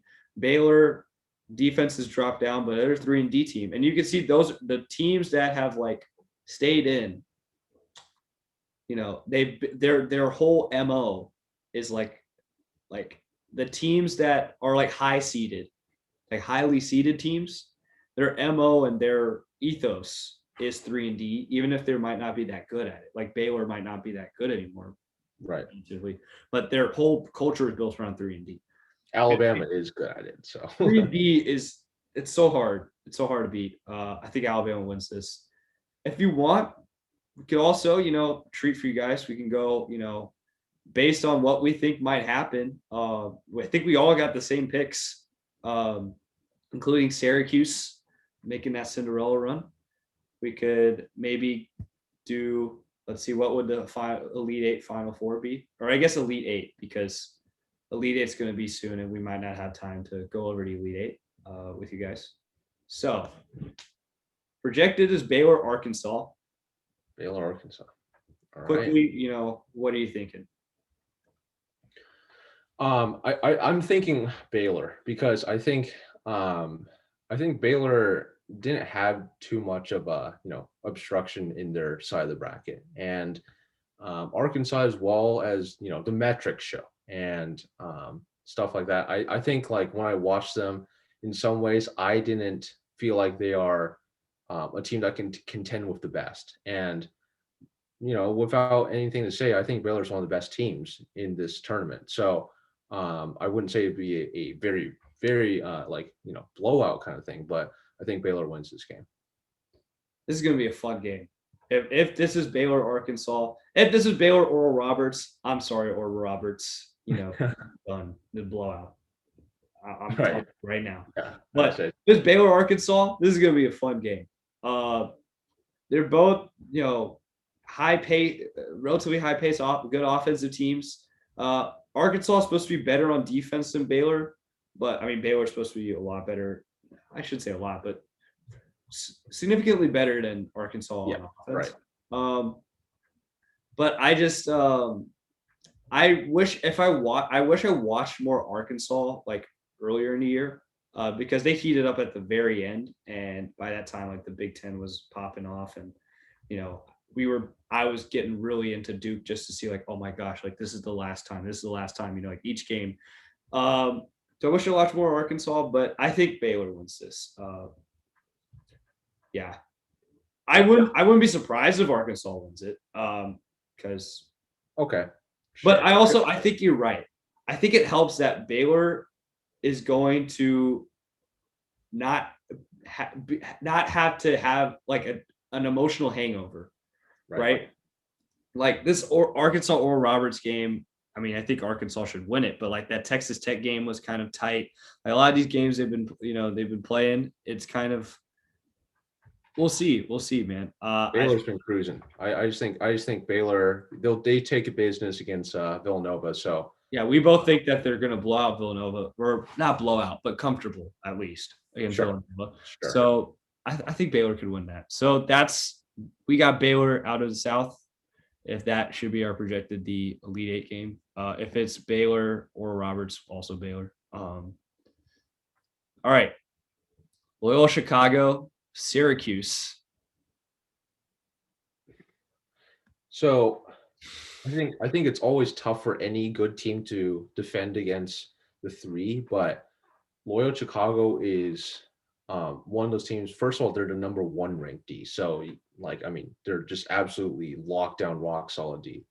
And second of all, I just think they've just been playing at a level that I don't think many teams can match. I know Syracuse is one of those teams that like, you can't count them out ever because they're just such a great team. And it's like apparently hard to figure out their zone. But I don't think, I think like in the right situation, Loyola Chicago can, win comfortably. They can win comfortably. Like, I don't think like it's just a pretty bad matchup for Syracuse, I think, in this case. I think we're in the same boat, man. I think Loyola Chicago can defend the 3. Here's the thing. Here's how you beat the zone as well. You have a big man that can pass in the middle of the zone. Cameron Krutwig, as people have said, it might just be because he's fat as well, but he is college basketball's Nikola Jokic. Right. He is. And if you can pass like in the middle of that zone, you can beat this team. That's like, how Duke's used to do it before. No, this year they beat him from 3-point. But if you have a good passing, big or power forward or whatever in the middle of that zone, you can do wonders. And I think they had that guy in Krutwig. They don't rely too much on paint offense in the way you would think, like just crash the boards and score on the paint. But they do have a big man that's good enough to beat the zone, I think. You can pass out of the zone and like dissect it to where I think it could work. I think they match up well against Syracuse.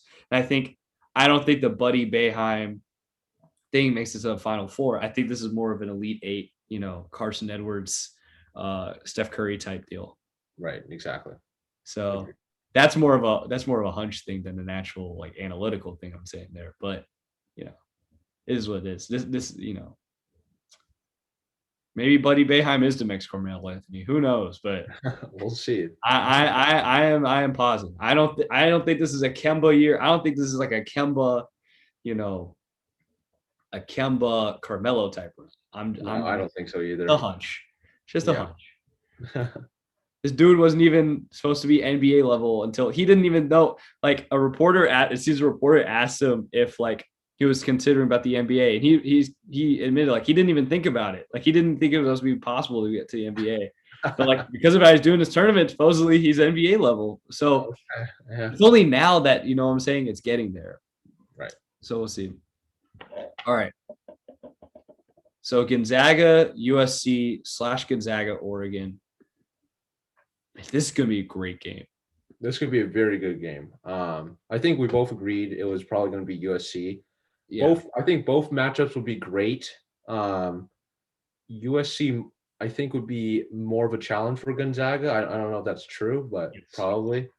I can't pick against Gonzaga, of course, because I mean, like, I there's no reason to pick against them, but it's going to be a great game because I think these teams both will challenge Gonzaga in a very very much in all facets of the game. I think USC is a pretty complete team. I think Oregon's a very, dangerous team. And so Gonzaga will have a good test, and we'll see how they respond to this, and how they can go forward in, future games, presumably that they win in like the Final Four and championship game probably. But I think Gonzaga wins. Man, this is going to be a great game. I think all these games are going to be great. That I think we have projected. They could all face challenges. For example, you can see the pace going back and forth with Baylor, Arkansas. You can see Loyola Chicago, Syracuse, although they match up well. I mean, Buddy Boeheim could still go off. It's still a possibility. And Gonzaga, USC. So let's say Gonzaga, USC, even Gonzaga, Oregon. Like Gonzaga, USC, I think it's a good matchup just because the Mobley brothers, Timmy is there. Yes, true, Timmy is there. But if the Mobley brothers can just wreak havoc, just 2 points, just consistently just score in the paint, and they can do an inside-out offense that can somewhat compete with Gonzaga's offense. I mean, that's saying a lot because, Gonzaga's offense is insanely good. Best 2-point shooting team in the country. And like I said, their 3-point is increasing. And we already thought they were good. We already thought they reached a relatively good peak. It's getting even higher. Right. So I think Gonzaga wins this because it's hard to pick against Gonzaga. I just can't do it. I just like Gonzaga too much. But this game's going to be close. Watch out. This game, USC could win it, and or Oregon. USC, it will be more likely to beat Gonzaga than Oregon if Oregon advances. But, Correct. Yeah. All right. Next. So we got Florida State, UCLA. Alabama. What the hell? Alabama. I have to look at these. So Florida State, Alabama. Why would I ever? Okay. I'm not picking you. I think if I looked at it, this would be probably the toughest game for me to pick. Because I think both of these teams are really good, and I just think it's going to be fireworks, and definitely it's a must-watch game for me. It's going to be really tough. I picked Alabama to win. I'm sticking by Alabama to win. However, there is no doubt in my mind, and I will not be the least bit surprised if Florida State wins. There's no doubt in my mind. I think both of them are going to. It's going to be it's going to be a battle. 3-point defense. Just well executed plays. Your thoughts on it? What did you say? When I thought, when I had this planned out in my bracket that it would be Alabama, Florida State. And I was it took me a bit. And I saw this. Alabama is just not by margin, but just by rebounds in general. It's one of the best rebounding teams in the country. And that gave me some hope that the length of Florida State might not deter them too much. That deterred him. It might not actually play as big of a part as you would think. It's gonna be a great game. This is more just I just had Alabama making it out, so why would I choose against it now? But dude, there's also something to be said about Florida State. They didn't do well against Carolina. They play somewhat inconsistent at times. There's a lot of athletes, right? And they can beat you in many ways, but they can also somewhat lose in many ways as well. Right. Yes, they beat, let's say they shot threes really well against Colorado, but they didn't shoot any threes against Greensboro. Now, with Alabama, they're so good that I don't know if Florida State's going to be able to just pick and choose their spots like they were against the other teams. But they can pick and choose how they would score. And I think Alabama's so good defensively that they're not going to be able to do that. And again, Alabama's offense is just a recipe for the success. The way they play, super good on defense. Think they can stop them well. And then if they get even if their threes don't fall, they're still in the game. Yeah. And Yeah. I think that whole thing is the reason why I think Alabama goes. But I think you're right. This is the closest. This is the toughest game to pick. It might be the closest as well, but this is going to be. Yeah, I think this is easily the toughest game for me to pick. Like, yeah, this is the toughest game for me to pick too. Both elite teams, like in terms of like everything, and so like it's gonna be great. I think a lot of it is also like Florida. I mean, Leonard Hamilton needs to make the Final Four at some point. My gosh, like he's so good of a coach, but like that's like one itch he needs to scratch. And it doesn't hurt that like Nate Oates over here, it's Alabama and it's Nate Oates. Like it's not like a marquee program. No offense to Alabama. Exactly. No offense to Nate Oates. It's like this is like the year that's clicking all together all of a sudden, right? Usually it doesn't click like this, for Alabama. So it could help that Leonard Hamilton, maybe this is the destiny and he makes it. This is more of like a hunch type of deal than anything. Right. But no, this is gonna be a close game. I just think Alabama wins it. Their defense is good. They're quite deep. Yeah. I don't know. It's just their defense is just better than Florida State's. End of the day, that's what it all boils down to. I think is their defense is just so much better than Florida State's, and their offense can be just lethal. And Florida State might not be able to catch up. That's fair. That was a little bit of a ramble there, but yeah. So we went on for quite a bit. Don't remember when we started, but it's already 3 a.m. here in the East Coast. Had a good time talking to y'all. Talking to you, Franklin. Absolutely. Same to you. So yeah. All right. Let's hope you all enjoy it, and we'll see you later. Yep. See you guys later.